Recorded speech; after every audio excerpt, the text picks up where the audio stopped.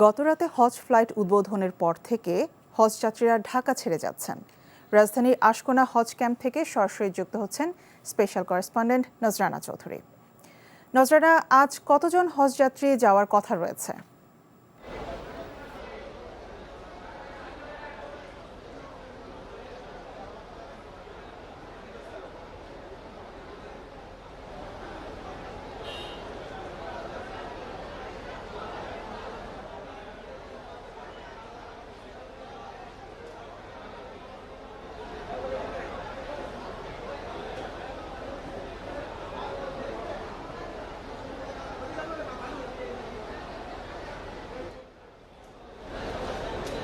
সুরভি, আপনি জানেন যে গতকালকে রাতেই কিন্তু হজ ফ্লাইট শুরু হয়েছে আনুষ্ঠানিকভাবে এবং প্রধানমন্ত্রী তারেক রহমান কিন্তু হজ ক্যাম্পে এসেছিলেন এবং তিনি কিন্তু হজরত শাহজালাল আন্তর্জাতিক বিমানবন্দরে যেই ফ্লাইটটি প্রথম ছেড়ে গেছে বাংলাদেশ বিমানের একটি ফ্লাইট, সেই ফ্লাইটের ভেতরেও তিনি গিয়েছিলেন এবং হাজিদের সাথে কথা বলেছেন।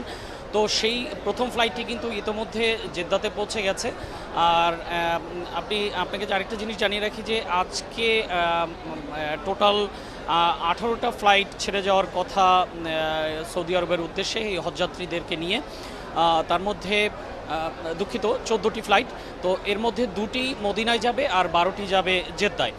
তো ইতোমধ্যে 7টি ফ্লাইট কিন্তু ছেড়ে গেছে ঢাকা থেকে এবং 7টি ফ্লাইটে মোট 2812 জন হজযাত্রী ইতোমধ্যে ঢাকা ছেড়েছেন এবং বাকি ফ্লাইটগুলোতেও কিন্তু সময় মতোই ছাড়বে বলে আমি হজ অফিসে কথা বলেছি, যে তারা বলেছেন যে ফ্লাইটগুলো নিয়মিতই ছেড়ে যাবে এবং শিডিউল যে টাইম আছে সেই সময়ের মধ্যেই কিন্তু ছেড়ে যাবে। এবং আজকে দিনে মোট 5661 জন যাত্রী বাংলাদেশ ছেড়ে যাওয়ার কথা রয়েছে হজের উদ্দেশ্যে।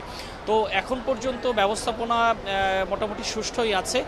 আপনি জানেন যে বিশাল একটি কর্মযজ্ঞ চলে হজকে নিয়ে, তো সেই ক্ষেত্রে একটু অব্যবস্থাপনাটা সেটি বাংলাদেশের হিসেবে থাকতেই পারে। তবে হজ অফিস থেকে ধর্ম মন্ত্রণালয় থেকে বারবার বলা হয়েছে যে তারা হাজিদের যে ভোগান্তি আছে সেটি সর্বনিম্ন পর্যায়ে রাখতে চান এবং সেই লক্ষ্যে তারা কাজ করছেন। তো এখন পর্যন্ত যেই 7টি ফ্লাইটের কথা বললাম যে 7টি ফ্লাইট ছেড়ে গেছে, সেখানে তেমন কোনো সমস্যা হয়নি এবং সামনে আজকের দিনে আরও 5টি ফ্লাইট আরও 7টি ফ্লাইট যে যাবে সেখানেও প্রস্তুতি চলছে। সেই ফ্লাইটে যারা যাবেন সেই হজযাত্রীরা কিন্তু ইতোমধ্যে এই হজ ক্যাম্পে এসে উপস্থিত হয়েছেন এবং আপনি জানেন যে এখান থেকেই কিন্তু এয়ারপোর্টে কিন্তু ইমিগ্রেশন হচ্ছে না, শুধু হজযাত্রীদের ইমিগ্রেশন হজ ক্যাম্প থেকেই সম্পন্ন করে তাদেরকে ডেডিকেটেড বাসে করে তারপর ডিরেক্ট এয়ারক্রাফটে তুলে দেওয়া হচ্ছে।